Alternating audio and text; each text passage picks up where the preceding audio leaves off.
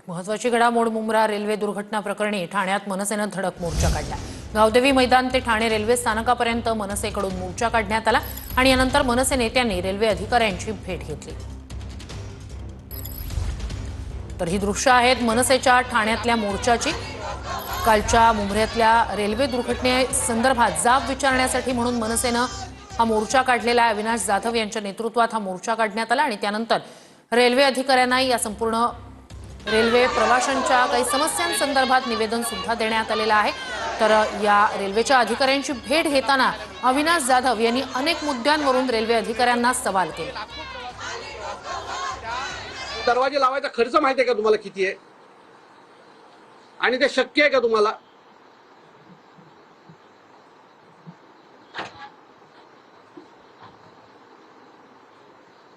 द्या उत्तर तुम्ही, आम्हाला कळलं पाहिजे की तुमचं काय मत आहे या सगळ्या गोष्टीत।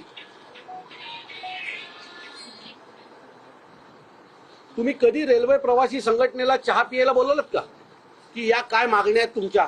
हे जर झालं असतं ना तरी कालची घटना हे झाली असती, कारण अनेक रेल्वे प्रवासी संघटनेनी त्याच्या बाबतीत तक्रार केली आहे।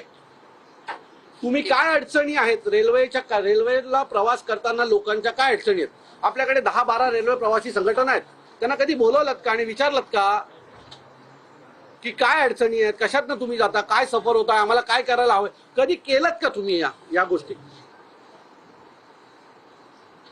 रेल्वेला पैसे जमा करणं याच्या पुढे तुम्ही काही धंदाच नाही ठेवलेला आहे।